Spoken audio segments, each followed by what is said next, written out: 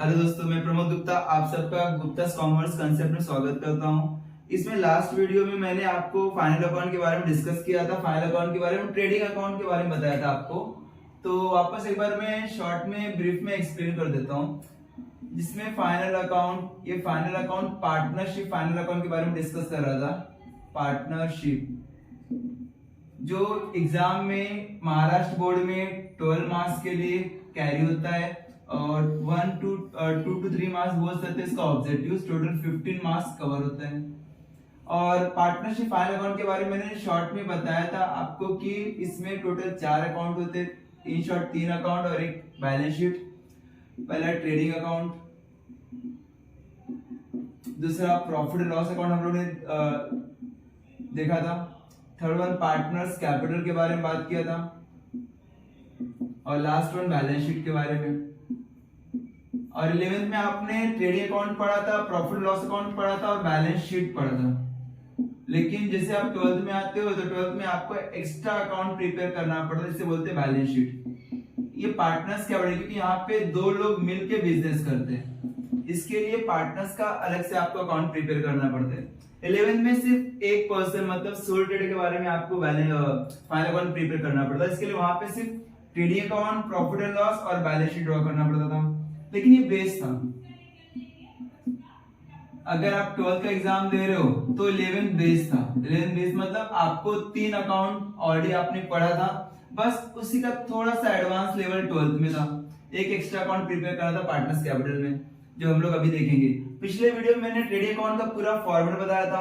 आज हम डिस्कस करेंगे प्रॉफिट एंड लॉस के बारे में, थोड़ा ध्यान देंगे।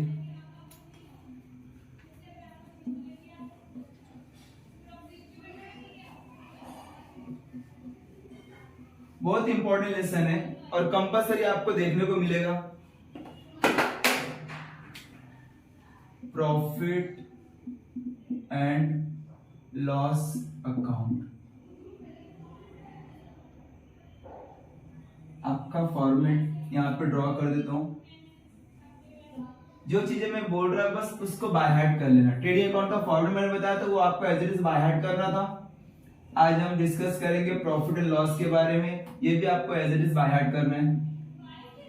एक इनर कॉलम और एक आउटर कॉलम। इनर कॉलम हम लोग कैलकुलेशन पर्पस के लिए यूज करते हैं और आउटर कॉलम में मेन आंसर। ये क्रेडिट साइड हुआ, ये डेबिट साइड हुआ। यहाँ पे आपको लिखना होता है पर्टिकुलर, यहाँ पे रुपीस रुपीस, यहाँ पे भी सेम पर्टिकुलर रुपीस रुपीस।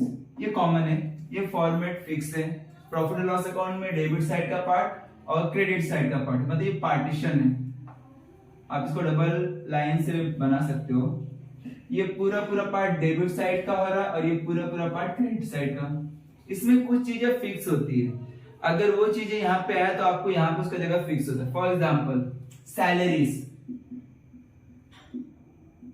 आप बिजनेस कर रहे हो, बिजनेस का मेन एक्सपेंडिचर सैलरी होता है। आप किसी पर्सन को रखोगे वहां पे ऑफिस में काम कर रहा है, ऑफिस में काम करता रहेगा तो आपको उसको सैलरी पे करना पड़ता है। ये अगर कुछ एडजस्टमेंट में रहेगा तो फिर आपको प्लस माइनस करके आउटर कॉलम में लिखना है, अदरवाइज आपको डायरेक्टली यहाँ पे शो कर देना होगा सैलरीज अकाउंट। अभी मैं फिलहाल बात नहीं कर रहा हूँ एडजस्टमेंट का, अभी सिर्फ ट्रेडिंग प्रॉफिट लॉस में क्या क्या आता है उसके बारे में देख लेते हैं। पहला सैलरीज, मतलब ऑफिस में एम्प्लॉइज को हम लोग अमाउंट जो पे करते हैं वो आपको लिखना होगा प्रॉफिट एंड लॉस में। प्रॉफिट लॉस में पूरा का पूरा ऑफिस का खर्चा आएगा, ऑफिस एक्सपेंसेस और इनकम। मतलब जब भी बात करेंगे ऑफिस का खर्चा तो आपके माइंड पे आना चाहिए कि आपको प्रॉफिट एंड लॉस अकाउंट क्या करना है, प्रिपेयर करना होगा। लास्ट वीडियो में हम लोग ने देखा था ट्रेडिंग अकाउंट। ट्रेडिंग अकाउंट में हम लोग सिर्फ फैक्ट्री का खर्चा इंक्लूड कर देते हैं और यहाँ पे आपको ऑफिस का खर्चा शो करना है। सैलरीज, फिर ऑफिस का रेंट वगैरह, सिर्फ रेंट बोला रहेगा तो आपको लिखना होगा प्रॉफिट एंड लॉस अकाउंट के डेबिट साइड में एक्सपेंसेस हमारा। टू इलेक्ट्रिसिटी, ऑफिस में लाइट का भी तो वो लाइट भी यूज होता रहेगा, उसका हम लोग बिल पे करते हैं, इलेक्ट्रिसिटी बिल का अमाउंट। फिर डेप्रिसिएशन, कुछ भी डेप्रिसिएशन हुआ, आपने जो भी एसेट्स यूज किया उसका वैल्यू कम होता है, अगर वैल्यू कम हुआ, कितना अमाउंट कम हुआ उसको हम लोग क्या बोलते हैं, डेप्रिसिएशन। मतलब उस एसेट्स का वैल्यू डेप्रिसिएट हुआ, कम हुआ, मतलब जब भी एसेट्स का वैल्यू कम होता है उसको हम लोग बोलते हैं डेप्रिसिएशन। उसके बाद ऑडिट फीस।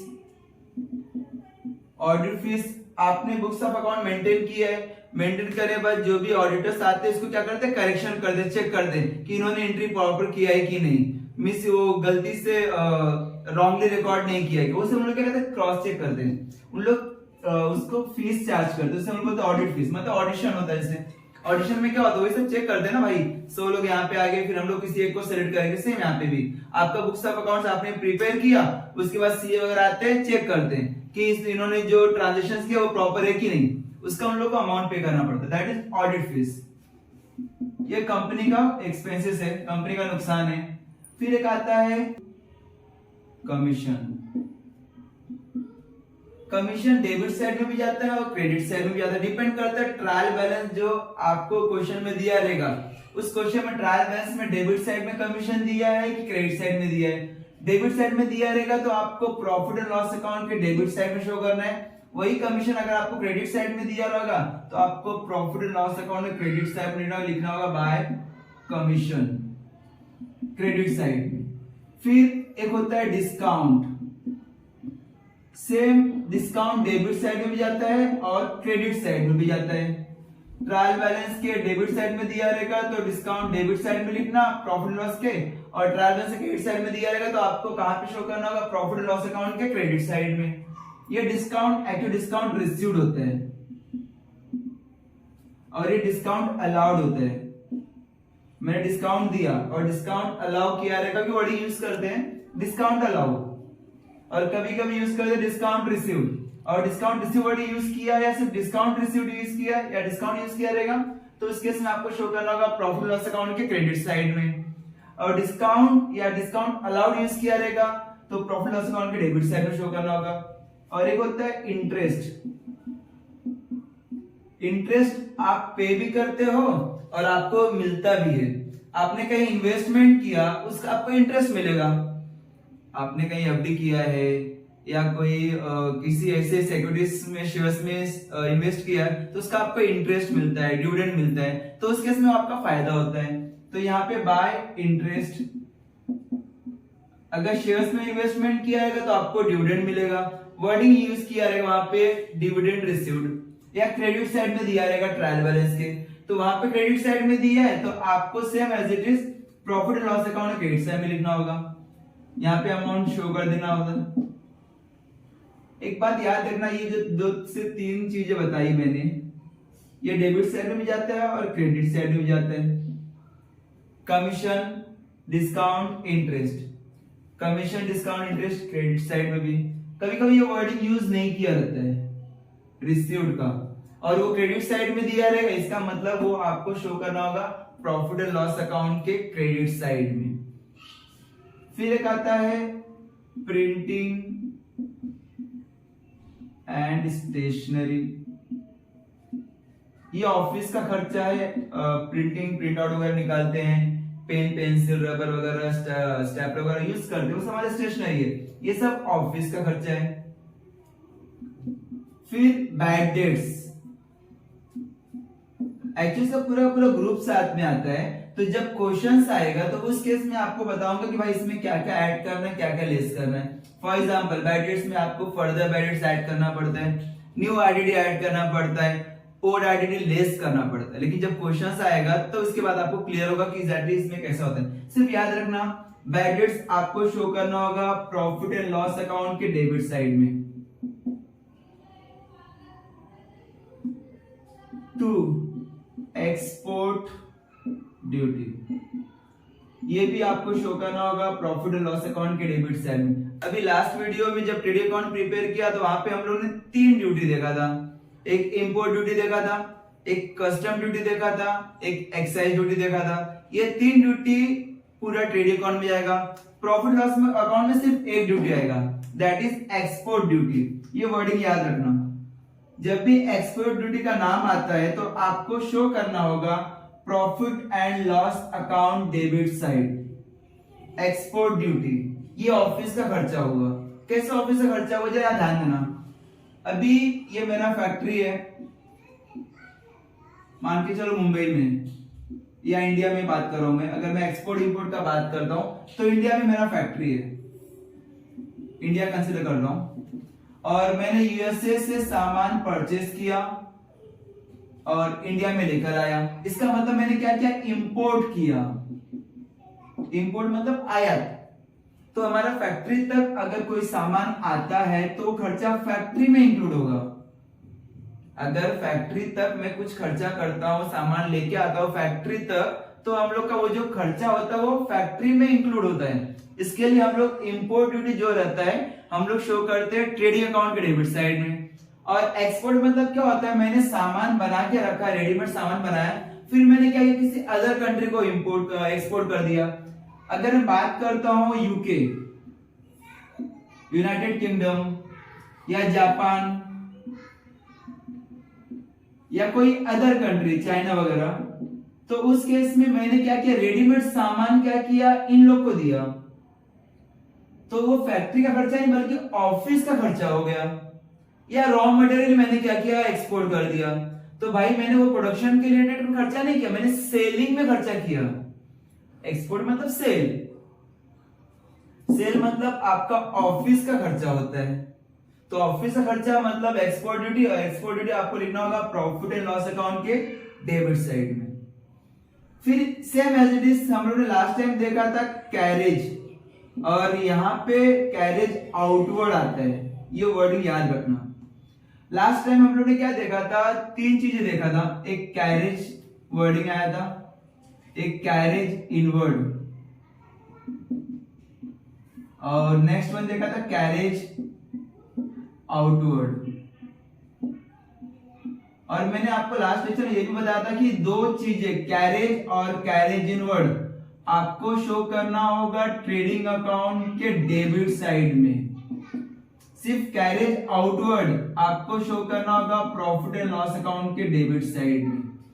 यह भी एक टाइप का भाड़ा है। अगर हम लोग नॉर्मली बात करते हैं, कैरेज इनवर्ड मतलब क्या होता है कि मैंने उल्लासनगर से सामान खरीदा और मेरा फैक्ट्री कल्याण में है, तो मैं क्या करेगा, ये सामान उल्लासनगर से खरीद के कल्याण में अगर मुझे लेके आना है तो मैं सर पे तो लेके नहीं आ सकता, मुझे कुछ गाड़ी वगैरह करना होगा। मान के चलो मैंने ट्रक हायर किया, अभी ट्रक मैंने हायर किया तो ट्रक वाला क्या फ्री में काम करेगा क्या, उसको मुझे चार्जेस भी तो पे करना पड़ेगा ना। जो अमाउंट उसको मैं पे करेगा उसको बोलते हैं कैरेज। कैरेज मतलब भाड़ा, CARRIAGE, कैरेज। ये सामान यहां से उल्लासनगर से कल्याण के फैक्ट्री तक लेके आ रहे हैं, इसके लिए इसको या तो कैरेज बोलो या तो कैरेज इनवर्ड, दोनों एक ही है। सिर्फ कैरेज बोला रहेगा उसका मतलब भी कैरेज इनवर्ड हुआ, कैरेज इनवर्ड बोला रहेगा उसका मतलब कैरेज इनवर्ड है ही है। एक होता है कैरेज आउटवर्ड, मतलब मैंने कल्याण का मेरा जो फैक्ट्री था, मैंने क्या किया, इसको किसी एक पर्सन को सेल किया। मैंने क्या किया, सेल किया। और कॉमन सी बात है, सेल किया तभी तो आउट होगा ना। जैसे यहाँ पे मैंने बताया था आपको एक्सपोर्ट किया, एक्सपोर्ट मतलब मैंने सेल किया, सेल किया तो हमारा ऑफिस का खर्चा हुआ। सेम एज इट इज मैंने क्या किया, आउट किया मतलब बाहर भेज दिया, उसका मुझे कैरेज पे करना पड़ा। सिर्फ कैरेज वर्डिंग याद रखना, कैरेज और कैरेज इनवर्ड आपको शो करना होगा ट्रेडिंग अकाउंट के डेबिट साइड में, एक कैरेज आउटवर्ड शो करना होगा प्रॉफिट एंड लॉस अकाउंट के डेबिट साइड में। जैसा एक्सपोर्ट ड्यूटी और कैरेज आउटवर्ड, ये दोनों आपको शो करना होगा प्रॉफिट एंड लॉस अकाउंट के डेबिट साइड में, क्योंकि हमारा खर्चा ऑफिस का हुआ, सेलिंग के ऊपर खर्चा किया मैंने। अभी मैंने यहाँ पे इस पर्सन को जब मैं सेल किया तो इससे मैं चार्जेस नहीं ले सकता। भाई मैंने बोला फ्री होम डिलीवरी है, आप में यहाँ पे सामान खरीदो, मैं आपके घर तक पहुंचा दूंगा, सुना रहेगा आप लोगों ने फ्री होम डिलीवरी। लेकिन वो डिलीवरी क्या सर पे तो लेके जा नहीं सकता, मान लीजिए कहीं और नजदीक है तो कोई दिक्कत नहीं है, पड़ोसी में जाके साइकिल पे या तो कहीं जाके डिलीवर कर सकते हैं। लेकिन थोड़ा डिस्टेंस में है कोई कस्टमर तो मुझे क्या करना पड़ता है, सेम ट्रक हायर करना पड़ता है, ज्यादा सामान रहेगा तो ट्रक हायर करने के बाद क्या करेगा, उस पर लोड करेगा, लोड करने के बाद वो ऑफिस से निकल के सीधा इस कस्टमर के घर पे जाएगा। तो इसको मुझे अमाउंट पे करना पड़ता है, चार्जेस पे करना पड़ता है, और ये सेलिंग के ऊपर इंक्लूड हो जाता है। मतलब मैंने सेल किया उसका खर्चा हुआ, और सेलिंग का खर्चा हो या ऑफिस का खर्चा हो, दोनों शो करना है आपको प्रॉफिट लॉस अकाउंट के डेबिट साइड में। एक्सपोर्ट ड्यूटी और कैरेज आउटवर्ड। एक्सपोर्ट ड्यूटी मतलब मैंने अदर कंट्री में एक्सपोर्ट किया, उसका चार्जेस मुझे पे करना पड़ा। कैरेज आउटवर्ड मतलब अपने ही एरिया में या अपने ही देश में, अपने ही डिस्ट्रिक्ट में मैंने एक जगह से दूसरे जगह पे भेजा, आउट हुआ। एक्सपोर्ट मतलब भी बाहर जा रहा है, आउटवर्ड मतलब भी बाहर जा रहे हैं, दोनों खर्चा है। इसके दोनों को आपको शो करना होगा profit and loss account debit side. रट्टा मारना है आपको, समझ गया तो वेल एंड गुड, अदरवाइज पूरा को रट्टा मारो। फिर एक आता है जनरल एक्सपेंसेस। जनरल एक्सपेंस मतलब छोटा मोटा खर्चा, वो नॉर्मल आपका ऑफिस का खर्चा है तो डायरेक्टली शो करना होगा profit and loss account debit side में। एक सबसे इंपॉर्टेंट आता है ट्रेड एक्सपेंसेस। बच्चों लोग इसी में ज्यादा कंफ्यूज है, भाई ट्रेड एक्सपेंसेस को आपको ट्रेडिंग अकाउंट में लिखना है कि प्रॉफिट एंड लॉस अकाउंट में लिखना है, इसके ऊपर थोड़ा ध्यान देना, बहुत इंपॉर्टेंट है। इसको मैं रफ कर देता, चाहिए तो आप स्क्रीनशॉट लेके देख सकते हो, अदरवाइज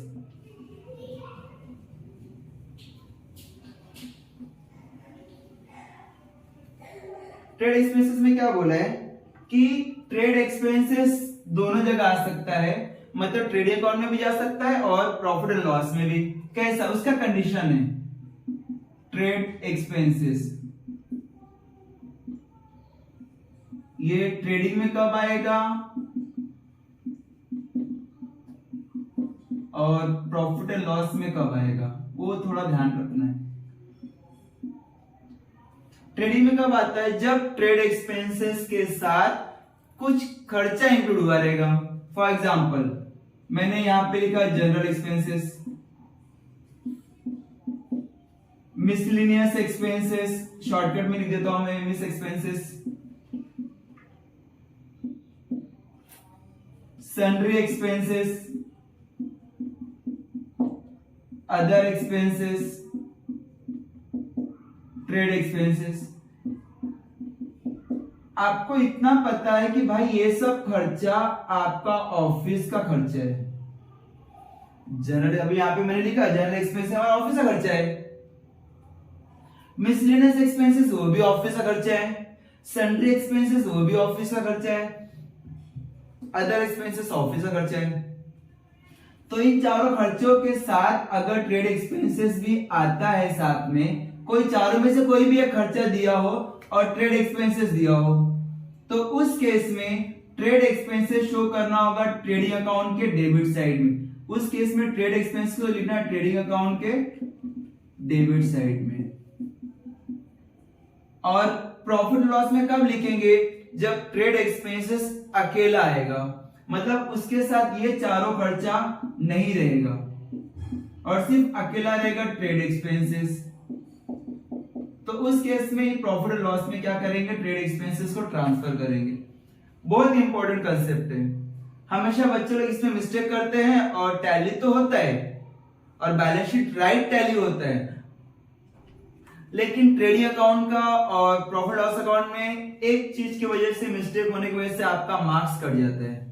तो इसके ऊपर फोकस करना। ट्रेड एक्सपेंसेस ये किसी बुक्स वगैरह में नहीं दिया है, लेकिन थोड़ा बुक्स 12th के बुक्स में पता नहीं शायद से नहीं दिया है, तो उसके साथ आपको यहाँ पे ध्यान रखना है। ट्रेड एक्सपेंसेस अगर अकेला आएगा, उसके साथ कोई भी खर्चा नहीं रहेगा, तो आपको शो करना होगा प्रॉफिट लॉस अकाउंट के डेबिट साइड में। अगर किसी खर्चे के साथ आता है तो आपको ट्रेड एक्सपेंसेस को उठा के ट्रेडिंग में लिखना होगा और बाकी खर्चा तो आपका ऑफिस का खर्चा है ही है। तो यहाँ पे मान के चलो अगर यहाँ पे दोनों साथ में आ रहे ट्रायल बैलेंस में, तो ये ट्रेड एक्सपेंसेस की यहाँ पे ना लिख के आपको लिखना होगा ट्रेडिंग अकाउंट के डेबिट साइड में। समझ में आ रहा है मैंने क्या बोला? लेकिन अगर मान के चलो ये जनरल एक्सपेंसेस ना दिया हो, कोई भी खर्चा नहीं दिया है, तो आपको यहां पे लिखना होगा टू ट्रेड एक्सपेंसेस। तो आपका क्या होगा, ये ऑफिस का खर्चा इंक्लूड हो जाएगा।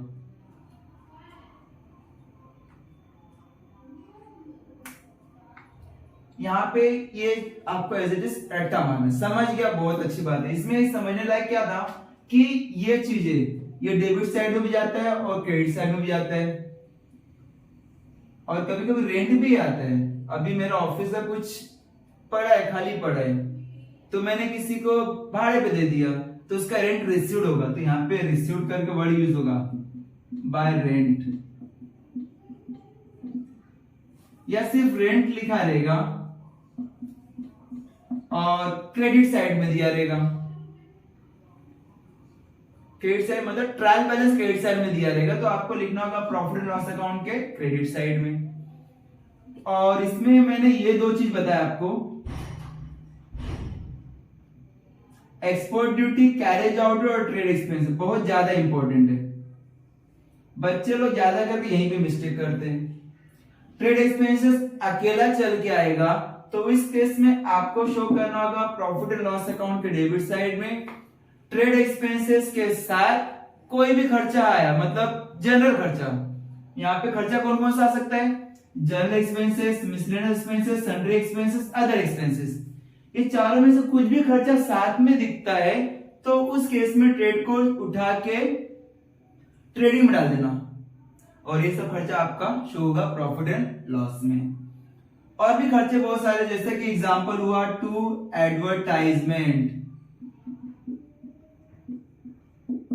आप बिजनेस कर रहे हो तो कॉमन सी बात है आपको ऐड करना पड़ेगा, ये हमारा ऑफिस का खर्चा होता है। ऐसे बहुत सारे खर्चे, फिलहाल थोड़ा सा कर रहा हूं, यहाँ पे थोड़ा सा लिखवाया मैं, इतना करो, बेसिक करो, ये आपको क्या करना है, रट्टा मारना है। ये बेसिक चीज है, आपको हमेशा एग्जाम में देखने को मिलेगा। फिर धीरे धीरे नए नए क्वेश्चंस जब मैं सॉल्व करेगा तो आपको बता जाएगा ये भाई ये कहां पे जाएगा, वो कहां पे जाएगा। फिलहाल के लिए आप इतना करो, और जब आप इसका टोटल करोगे तो टोटल कैसे करना है, वर्किंग नोट में पीछे जाकर या कोई नॉर्मल पेज लेना, रफ पेज, तो लिखना डेबिट साइड में कितना अमाउंट आ रहा है और क्रेडिट साइड में कितना अमाउंट आ रहा है। मान के चलो क्रेडिट साइड में आ रहा है 1,50,000 और डेबिट साइड में आ रहा है 1,30,000। मैंने एग्जांपल बताया कि अभी आप ये फाइंड आउट करो कि डेबिट साइड का अमाउंट 1,30,000 है और क्रेडिट साइड का अमाउंट 1,50,000 है, तो दोनों में ज्यादा अमाउंट कौन सा है, 1,50,000। क्रेडिट साइड वाला ज्यादा है, तो आपको लिखना होगा क्रेडिट साइड में 1,50,000, सेम उसी के सामने लिखना होगा 1,50,000 डेबिट साइड में भी। मतलब जो अमाउंट ज्यादा रहेगा वो दोनों साइड में लिखना, सामने सामने लिखना, सीधा सीधा, मतलब ये क्रेडिट साइड के सामने और ये डेबिट साइड के सामने, और ये आउटर कॉलम में रहना चाहिए। फिर कम किधर है, डेबिट में कम है। डेबिट में कम है, कितना अमाउंट कम है, अगर मैं दोनों को माइनस करता हूं तो एग्जैक्टली मालूम पड़ेगा कि 1,50,000 मेरा प्रॉफिट एंड लॉस के क्रेडिट साइड में अमाउंट आ रहा है, डेबिट साइड में 1,30,000 है, दोनों को माइनस किया तो अमाउंट आ रहा है 20,000, और ये डेबिट साइड में कम आ रहा है, तो डेबिट साइड में हम लोग यहाँ पे शो करेंगे कि टू नेट प्रॉफिट कितना कम है, 20,000 कम है, इसके लिए हम लोग प्रॉफिट लिखेंगे। किसी ने पूछा प्रॉफिट कैसे आया, तो एक बात याद रखना, क्रेडिट साइड का हमारा इनकम होता है, मतलब ये जो भी हमारा है ये इनकम होता है, और ये जो होता है डेबिट साइड का पार्ट वो एक्सपेंसेस होता है। अगर इनकम ज्यादा रहा और खर्चा कम रहा तो कॉमन सी बात है कि मेरा प्रॉफिट होगा। वापस मैं बोलता हूं, इनकम ज्यादा है, इनकम 1,50,000 है, इनकम 1,50,000 है, लेकिन खर्चा कितना हुआ, 1,30,000, फिर भी 20,000 का प्रॉफिट हुआ ना। और ये ऑफिस का खर्चा, इसके लिए हम इसको वर्ड यूज करते हैं नेट प्रॉफिट। अगर वही ट्रेडिंग अकाउंट क्लोज करते थे तो ट्रेडिंग अकाउंट में हम लोग शो करते थे ग्रॉस प्रॉफिट।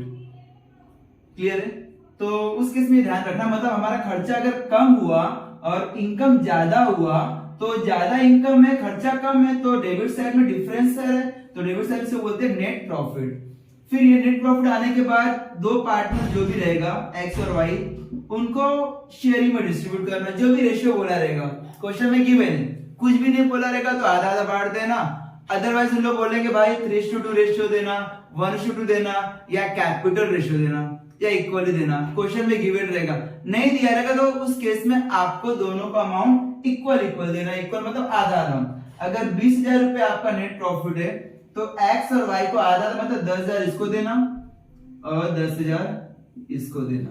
ये आपका फाइनल अकाउंट का profit and loss account second part क्या हुआ, पूरा हुआ।